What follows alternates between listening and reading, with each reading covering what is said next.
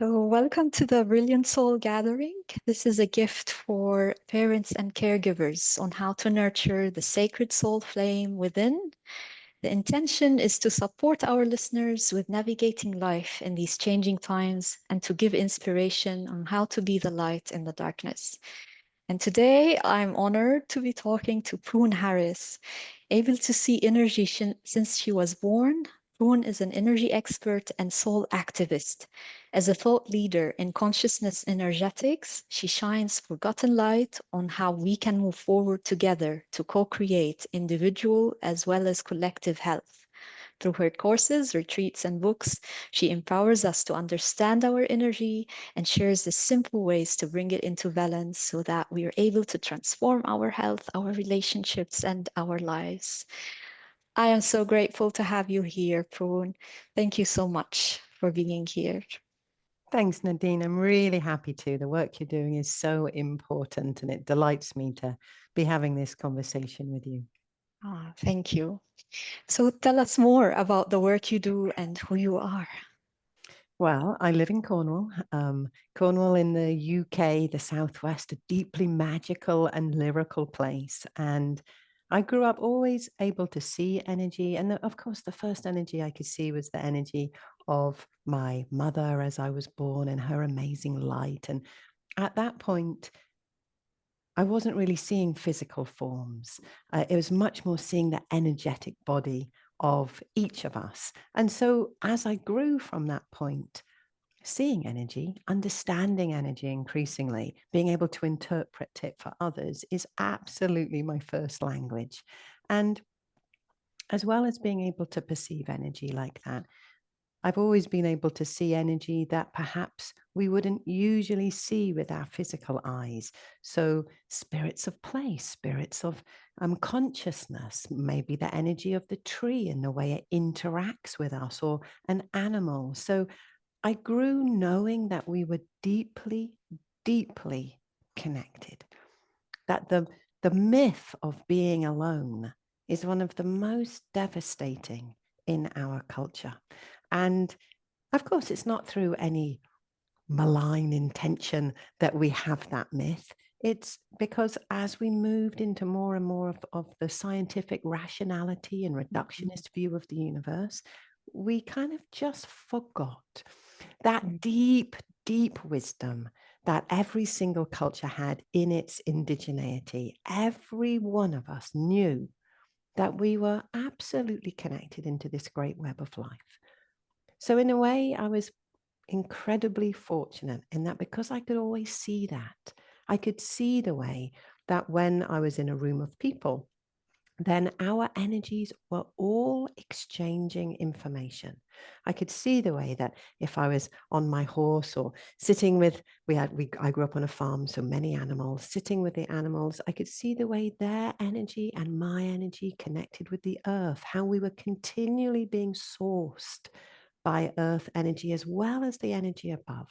I could see when people were thinking about things, the way that different energetic movement, which showed up as different flashes of color, moved through their system. So that's one part of my life. The other part is that I'm very energetically sensitive, as so many people, and especially teenagers.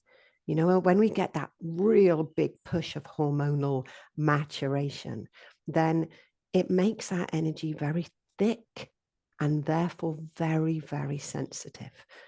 So we need much more sleep. We're much more reactive. Um, but as I was growing, I was very sensitive and it began to deeply impact my health.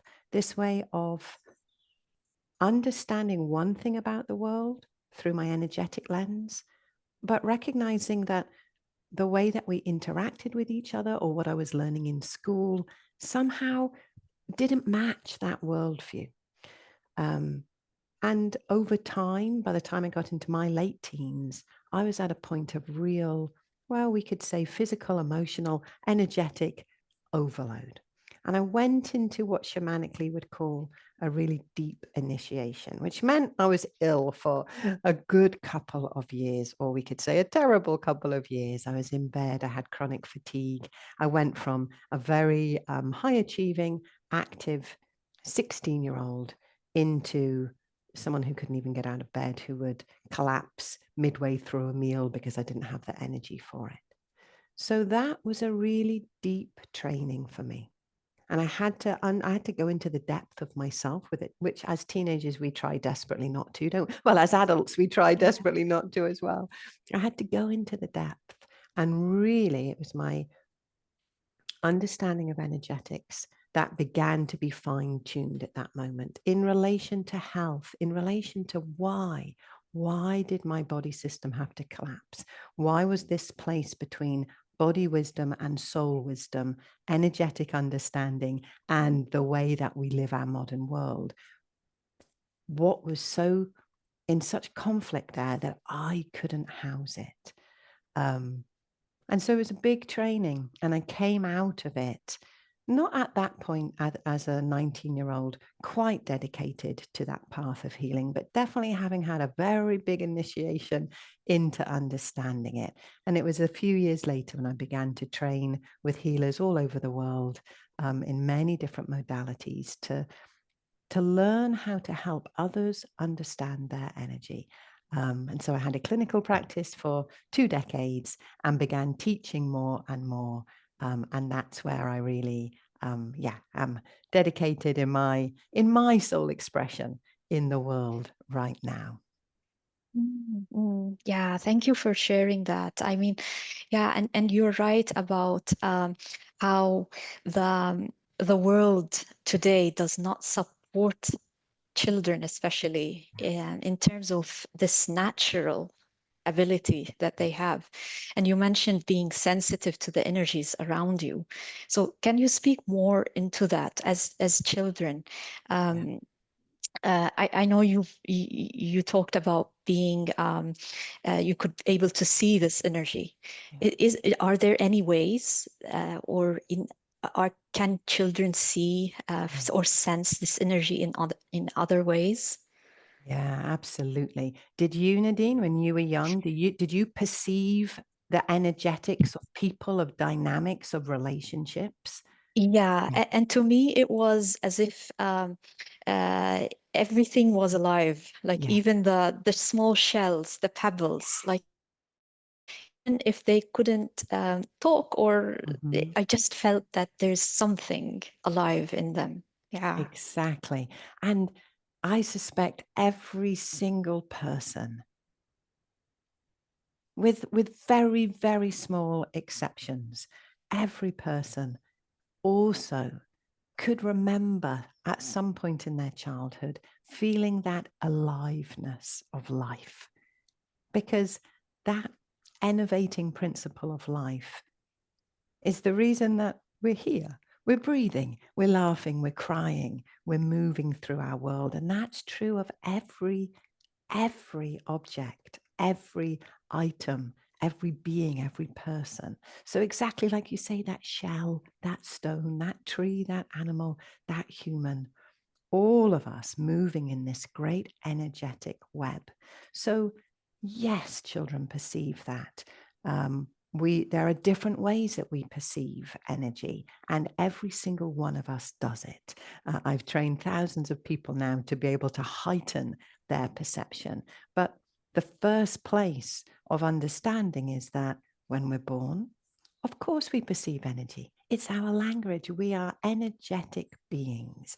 In much the same way, we've got some really interesting research coming out of animal sciences now to help us understand the energetics of a herd and all of the dynamics that happen energetically, not through audible communication. It's not like that horse or necessarily that dolphin or deer or sheep makes a noise, but through their energetics, they position information into the herd, into the flock, the field, the whatever it is, and everybody responds. Humans are exactly the same.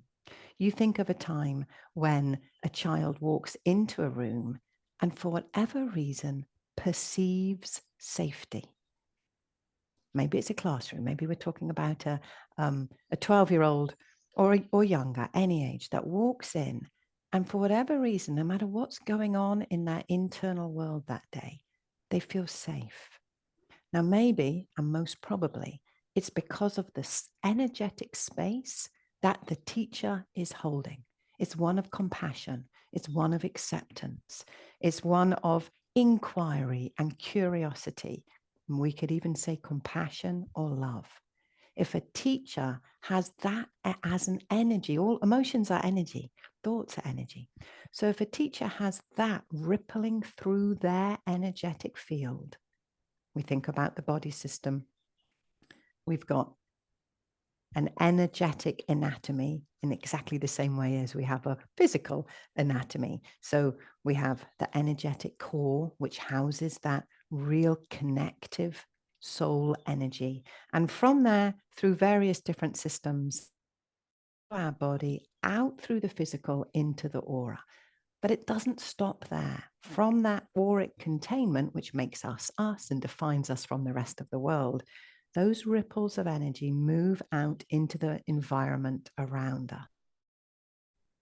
So now there's a teacher who is holding that space, filling that space, emanating into that space, compassion, love, kindness, or a teacher or a parent.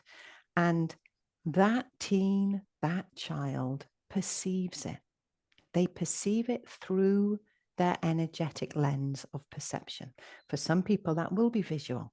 They'll have a visual sense. Maybe they'll get a picture of something that for them means safety. Maybe they'll feel it in their body. Their shoulders will relax, their belly will relax, their heart will feel supported and lift. Maybe they'll just get a sense of it, that form of claircognizance, when it's our sensing systems that actually receive the most information, and they just get a sense of safety. Some people get a taste or a smell. That's how they perceive energetics. And that taste or smell will be one that for them indicates safety. And the fifth kind of energetic perception is that of clairaudience, hearing. It may be that those people are very sensitive to noises, to sounds, to that way that the world is understood through the vibration of their ears. So all of those ways are ways that we are born perceiving energy. And generally one or two of those sense perception is higher for us, but every one of us do. And I think we only have to think about babies to understand that. Maybe you've had the joy of holding a baby and you've seen that baby watching something around you or just above you. What are they watching? They can't see the ceiling at that point. It's too far away. So if I watch what a baby's watching, they're watching the movement of your energy. They're feeling it, they're sensing it. So yes, we all perceive energy. And of course, one of the challenges of our time is in a world that seems increasingly unsafe for many people, perhaps most people, and especially in that big sensitivity of the expansiveness that our teenagers are going through, then that perception can become a place of hypervigilance. It can be that they're continually perceiving danger, which we know energetically and physiologically is going to exhaust the adrenal glands and put us into that cascade of stress with its many, many devastating results.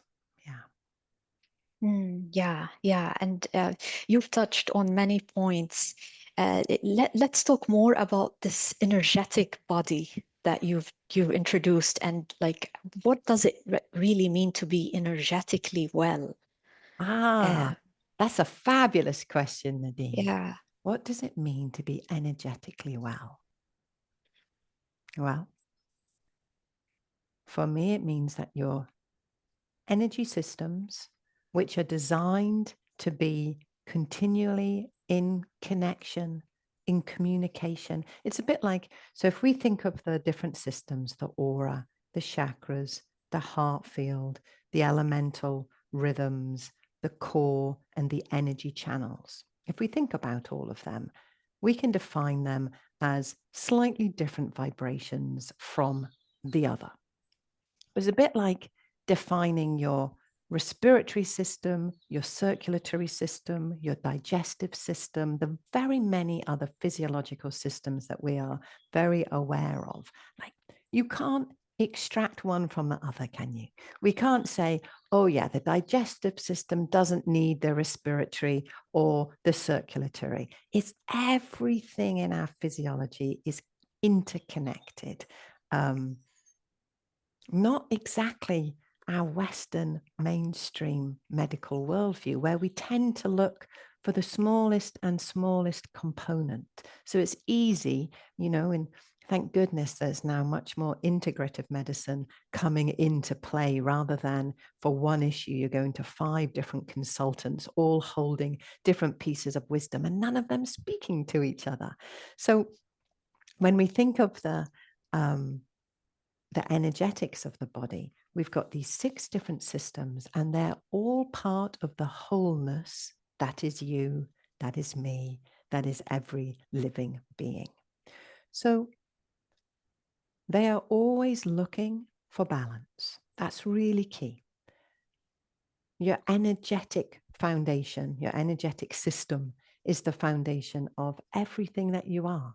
Your physical health, your emotional, your cognitional or mental health, and what we could call your soul health, the way we get to explore and express that beautiful light that you were talking about at the start of this conversation, that soul light that really is the guiding light in how we get to experience our reality here on this earth at this moment.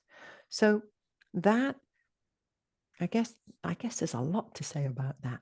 That core energy connected above our head through a energetic hub, that is the sun star, connected beneath our feet by an energetic hub that is the earth star, coming through the center of the body, wrapping around the spine physically, being the base that the chakras then emanate from. The extraordinary channels go into our meridians. If anyone has ever had acupuncture, then that's all coming from that deep core energy, moving through into much more superficial, much more daily life, helps your organs work, helps keep you healthy and vital.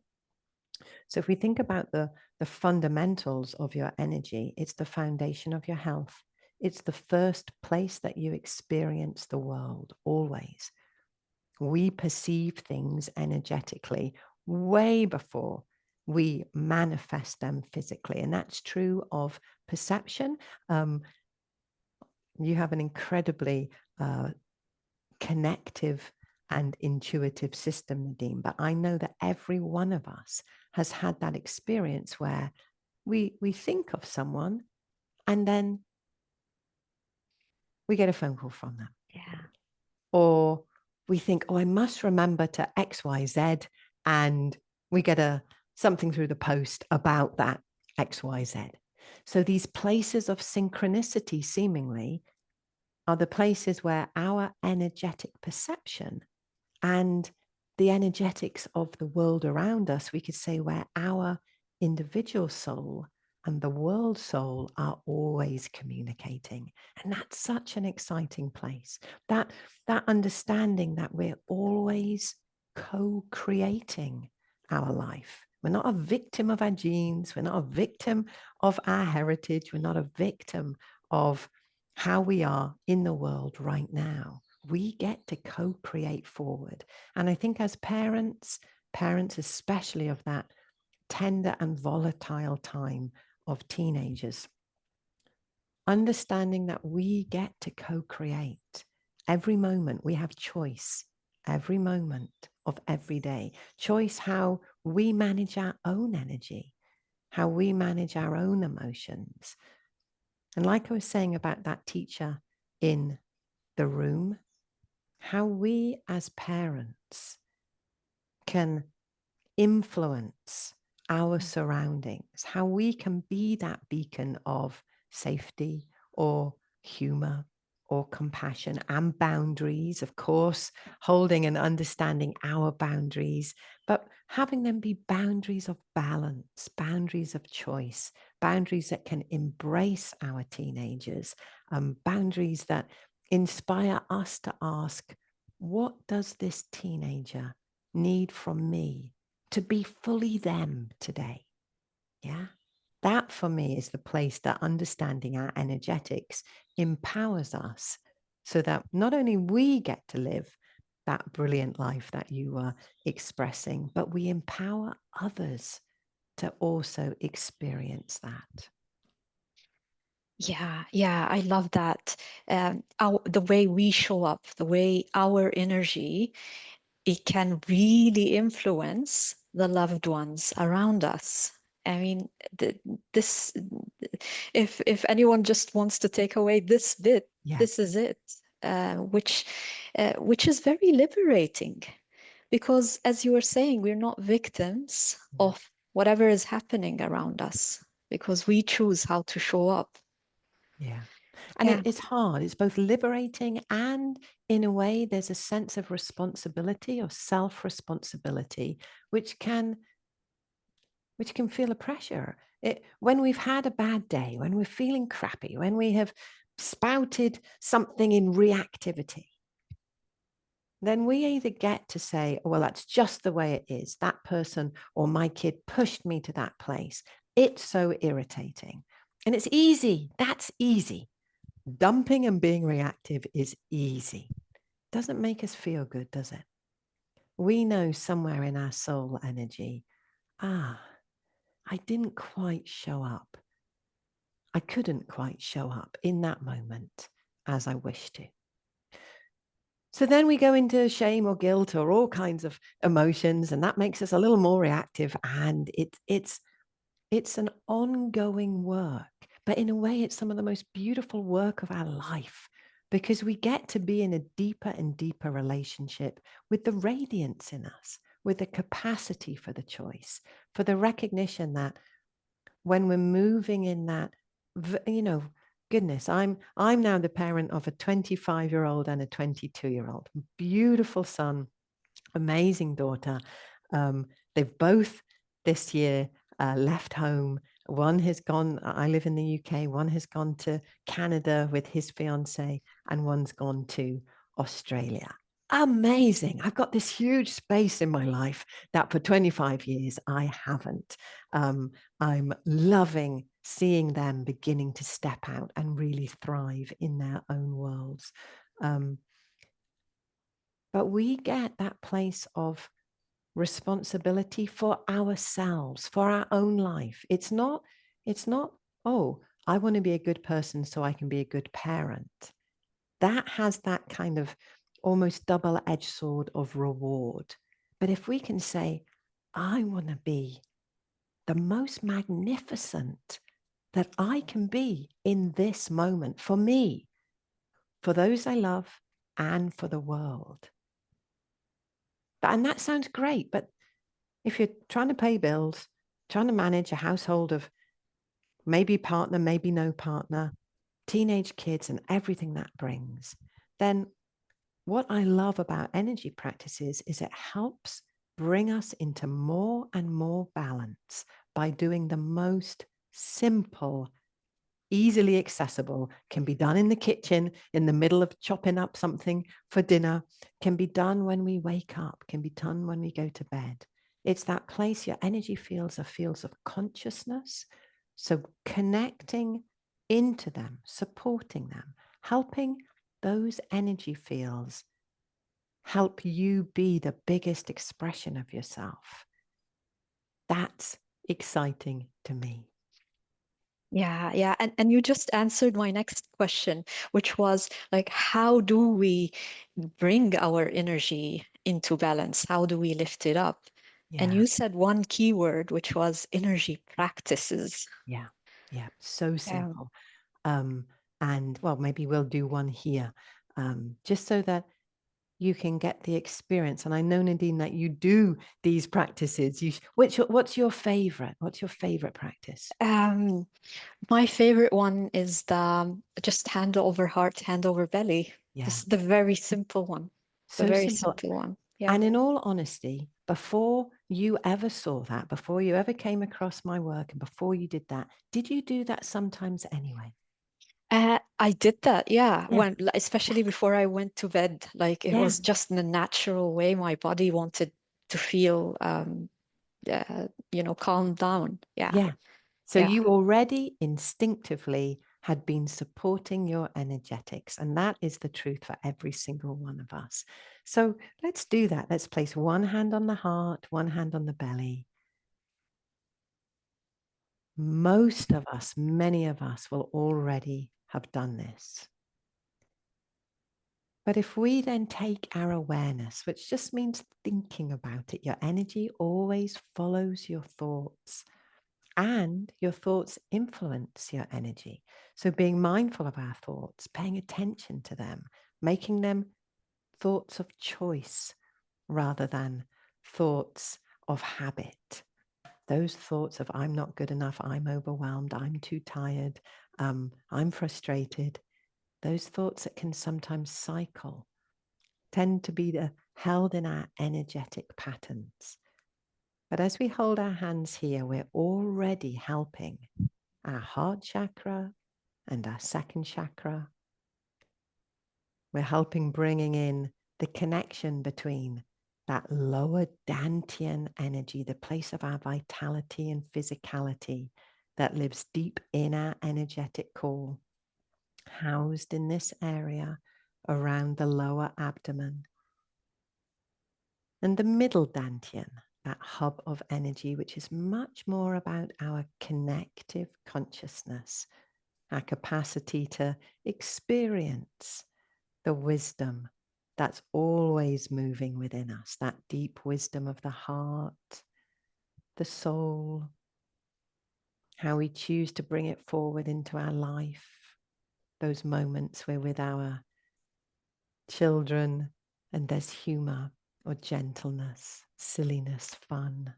All of those are energetics of that middle dantian.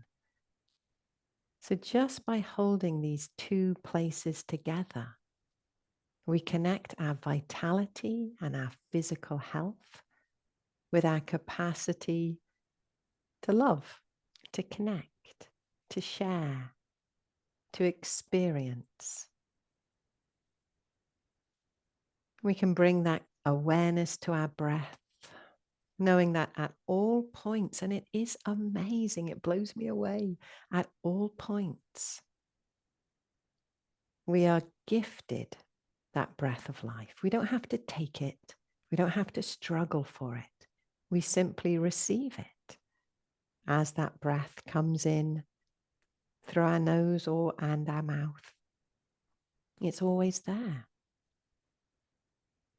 The ground is always beneath our feet, bringing energy into the meridian system through the start of many different energy channels in the feet, but also through the aura,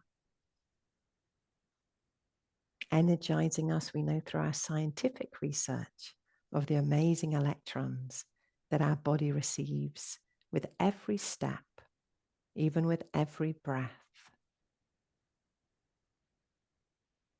So physically, as we hold our hands, those very powerful electromagnetic energy of our hands over these centers, we provide the bridge, the pathway for these energies to do what they're looking to do, which is to connect, collaborate, and bring that deep cohesion in. I think another practice, we're just going to move it into a slightly different one, which is the heart hug of placing your fingers under or in your armpits, having your thumbs just resting on your chest. And here as well, just sort of tuck into your body. You're inviting your energy home, any places of stress, to calm, to relax, for you to be able to really welcome yourself. That concept of kind of meeting and greeting yourself. We can even have 3 breaths here and just say, hello, hello, body. Wow, it's been a bit of a day today. I'm grateful to be alive right now. Gratitude is one of the most powerful energies, connective, helps move your whole body system from being in that place of fight, flight, or freeze, which is the habitual energy field, into the responsive, the connective, the creative energy field. So even thinking while your hands are in these powerful places that relate to your energetic core, to the heart energy channels, to your capacity to ground and be electrically coherent. So even as you breathe here, recognizing that you're receiving that gift of breath, and then you're gifting it back out to all of the trees, the plants, to life itself. A great exchange of life. So even thinking of one thing that you've noticed that you are grateful for today. And I know there's days as a parent juggling so much that it can feel that gratitude or joy is a long way away. But just to think of one thing. Oh, I'm grateful for that lovely woolly jumper that I just put on today. I'm nice and warm. Oh, I'm grateful that the sun is shining a bit today. I'm grateful for the rain so I don't have to water the pots in my garden, whatever it is. Find one thing to be grateful for. And then just breathe. Breathe that gratitude in and out. Sitting for a few moments in that amazing energy of gratitude. And then you can relax your hands, open your eyes, and just move on with your day and your life. But you're doing it from an entirely different place of experiencing yourself. And it can be done anytime, any place. Just those few breaths of gratitude supported. Your hands are very, very powerful electromagnetic energies, measurable by our technology now. And so when we use them, almost like we could think of like giant magnets, yeah, we use them to help our system reestablish the pathways of energetic health. How did that feel, Nadine? I felt wonderful. It felt wonderful. I mean, it's amazing how just a short practice can create all the difference. Yeah, it really is. I mean, I love meditation. I do meditate. I do a lot of walking meditation. For me, movement is my way that just starting walking. My husband often, I wouldn't say he gets frustrated. He normally finds it very funny, but maybe I've walked a couple of miles and I say to him, well, shall we just, go this other route, which is another 2, 3, 4 miles? And he'll say, no. But for me, when I get in that flow of walking, then that supports my energy really. Finding its cohesion, that rhythm is beautiful for me. But meditation, big walks, they take time. And as parents, we can be very, very time poor. So having a practice, and on my YouTube channel, on my website, there's literally hundreds of practice. You can type in fatigue or stress or frustration or digestion and come up with 2 or 3 practices. Explore them, just try them. See which one for you makes a difference. We are utterly unique, and maybe if somebody said, oh, I'm feeling really stressed, I could look at your energy and say, great, this is the practice for you. But assuming I'm not going to see everybody, then actually just exploring it, empowering yourself, being your own energy detective, finding the 2 or 3 practices that every time help you feel safe, centered, grounded, joyful, maybe humorous. That's our birthright as living beings, to feel amazing. And in many ways, as parents of teenagers, it's essential that we claim that for ourselves. Yes. And when we claim that for ourselves, that's how we create that atmosphere at home where Absolutely. our teens feel safe, they feel accepted. And as you were saying, we are able to respond from from a different place. Yeah. And that makes all the difference. Yeah. Yeah. Absolutely. And one of the things, because we are energetic beings, always connected, always sharing information. Energy is information. That's it. So an energy field, I'm an energy field, you're an energy field, our teenagers are energy fields. Those energy fields are always exchanging information. So when I'm able to be in my, let's say, more balanced than less balanced, let's not have the expectation that, oh my goodness, we are great centers of amazing energy every moment of every day, because that is so setting ourselves up for failure. We're going to be pokey, we're going to be triggered in our own places, but we're always going to be able to tend to those. We're going to be able to own them and say, oh, I'm really sorry, I was overtired then. I got way out of my center and I really snapped at you. I'm sorry about that. And have that as an easy exchange. But that place of energetic information continually being shared changes the energy field of those around us. So if we are in a room and our teenager is feeling overwhelmed, tense, anxious, angry, when they are in the presence of an energy system that holds coherence, their system will begin to hold coherence. Simple, simple kind of physics truth as well. Doesn't have to be through only what I see or have experienced or taught. So those fields, your field of coherence, simply helps remind through the information sharing that field of less coherence, in this case, the teenager or your partner or anyone else, simply gets to remind their system of the healthy pathways. And after a while of exchange, it begins to become established. And actually, there's something here that's important to say as well, which is our incredible soul energy, and everyone's is unique.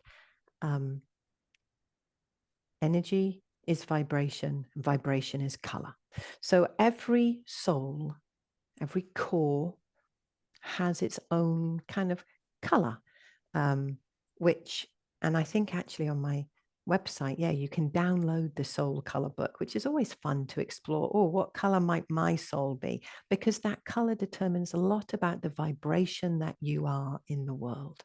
Essentially, what you've come here to do, how you are experiencing the world, and what some of your big gifts are within that. So at the moment, there's a really interesting soul color hue that's coming in. And so my daughter, for example, 22, she has this. So it's not just it's not a very new soul color. The oldest I've seen is more like their 40s, but there's a few soul colors that are really prevalent at the moment. And so the teenagers, many of them will be holding an indigo, a silver, or an opalescent soul color. And these vibrations are super sensitive. They see and think differently than the rest of us. They perceive, they can connect things together in ways that would be inconceivable to us. And they all are untruths, are a brutality to their essence. Now, we could say that for all of us, untruths, lies, move our energetics out of coherence. If I tell a lie, even if it's a white lie, oh no, I've got something on that day, rather than saying, no, thank you, I don't want to go with you or be with you, then we all get that sense of like, I just told, okay, but it's for a good reason or whatever, we justify it to ourselves. But that drop in our energy, that drop in our feeling when we've said something not quite true, the tenseness that we can feel, it's because our energetics are always moving in truth, in coherence. So when we say something that is untrue, it breaks that a little. So for all of us, we experience less coherence when we hear or tell an untruth. But for the silvers, the opalescents, and the indigos, it's deeply offensive. And that's really important as a parent, because if we scan through a day, we would probably have told our children many untruths. How are you doing, Mum? I'm doing fine. Am I? Am I doing fine? Everything's going to be okay. Is it? There's places where being honest, deeply honest, and that doesn't mean bringing things scary, but how are you doing, Mum? Whoa, well, today was pretty intense. Yeah, I'm doing okay, but I'm having to really hold my balance in the middle of it. That will settle a silver. It will settle all of our systems. But for these children of the last kind of, let's say, 30 years, and increasingly with the silvers that are coming through, I'm aware that this isn't kind of a beginner level discussion now, Nadine, but it's important because the teenagers are wired differently than we are as the parenting generation. They really wired differently. So in a way, being led by their needs while holding our boundaries, while expressing our truths, is the meet point of how we help them shine their pretty different lights into the world. And we're seeing that, of course, with all of the complexity right now around gender, all of the complexity around choices, so different to what we grew up with as the parenting generation. So kind of deep honesty supports our energy, deep honesty and being responsible for ourselves, and doing it with lightness, doing it with love, doing it with joy. Mm-hmm. And it's so wonderful that you spoke to this topic, because it's right in our faces everywhere. We can no longer pretend that things are going okay. And especially for teens, because they've gone through that COVID and school shutdowns and all that process, and they are very aware. They have a very next level self-awareness, and maybe not self-awareness, but awareness of what is happening in the world, and what is no longer working and what is working. And yeah, I'm so grateful you brought this topic up for parents to really see the value of this way of showing up in honesty and truth. Thank you for that. Yeah. Yeah, it's so important. Let's just sit with that a minute, because it feels like, well, in a way, I think it comes back to that place of co-creativity. Our job as parents isn't to give our kids the rules to live by, because the rules are collapsing. The rules have not served us as a culture, as a global collective, or as a national collective. They're not working. And our kids know this, and they've come in as souls. I believe they've come in, they've incarnated now as souls to be part of the great healing, the great turning, just as we are. We're here to help guide and lead them. So if we take that as a premise, that every one of us alive right now, no matter whether we deem them as good people, bad people, every one of us, and there are many billion of us, and that is growing every day, are alive as part of the great healing, then we have a responsibility, and we are deeply supported in that. And we get to support the younger generation in that.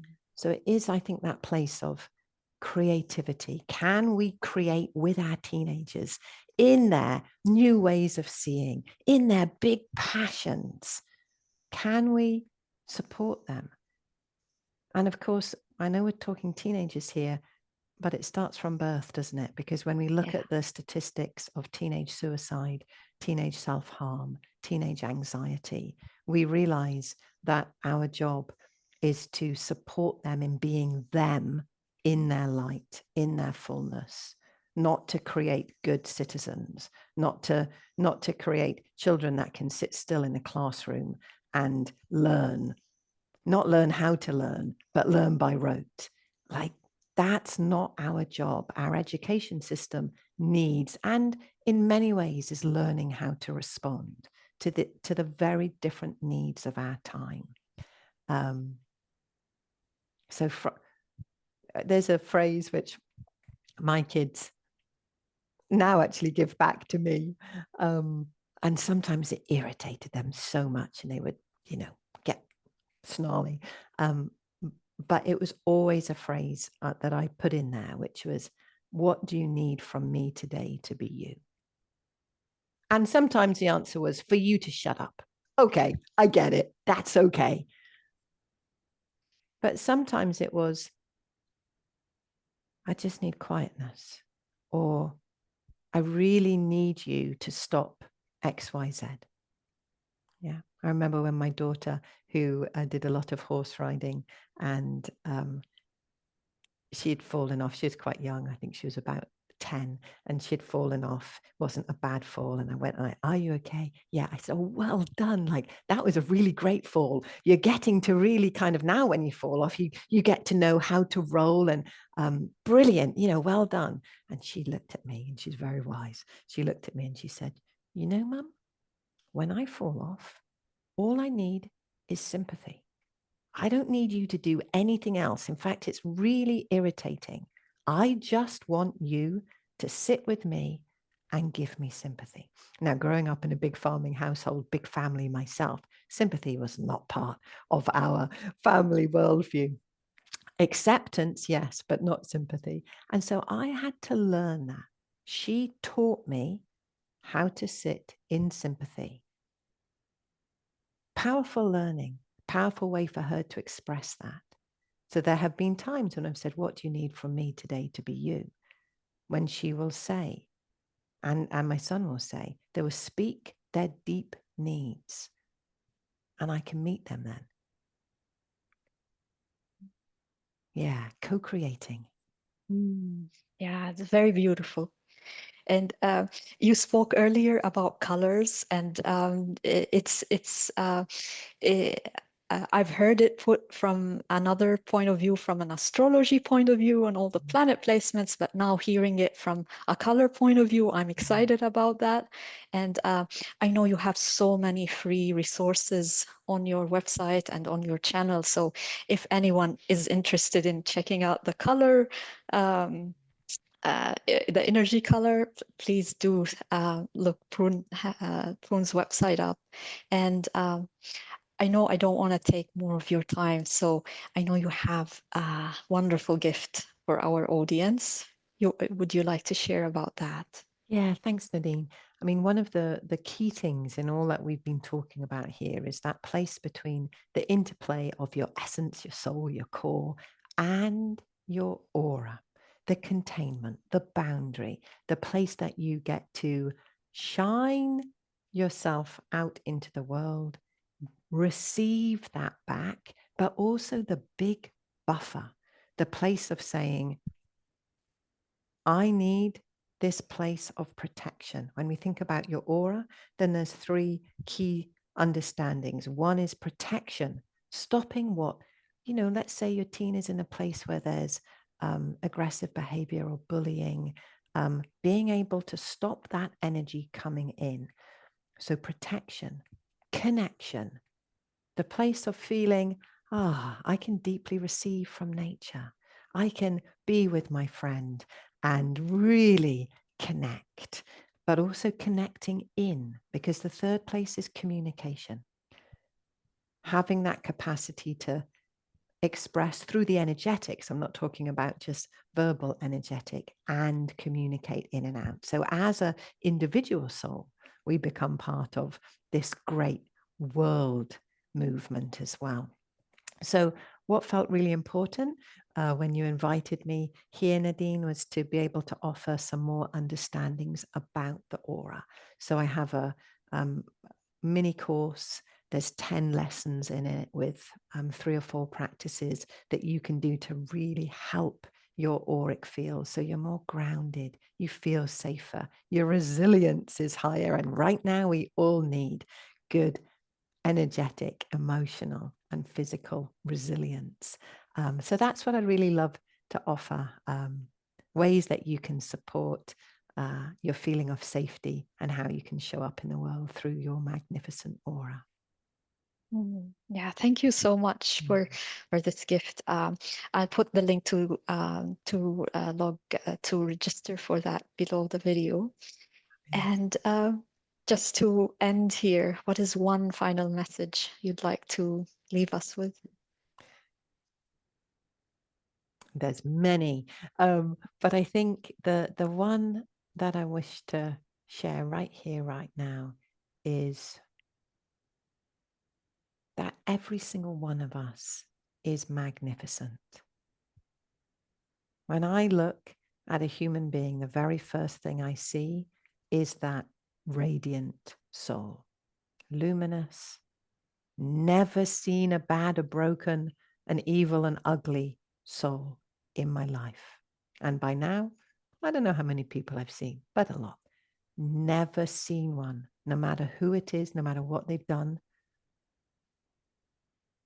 Any place of big, big, big imbalance. Some of the terrible things that humans have done, are doing. That's much more in the superficial. That's in those deep places of trauma or imbalance and how that plays out in the energy field. But at the core level, every person is radiant. And that means you, that means me, that means every person. And so remembering that when your teenagers are going through a hard time or you're going through a hard time, I am magnificent, and I'm here to live a life of choice, a co-creative life as that radiant soul. Wow. Wow. This has been amazing. Yeah. Thank you so much. Thank you so much. Yeah. Thank you, Nadine. Thank you for the opportunity and for the beautiful work you're doing. Thank you. Okay.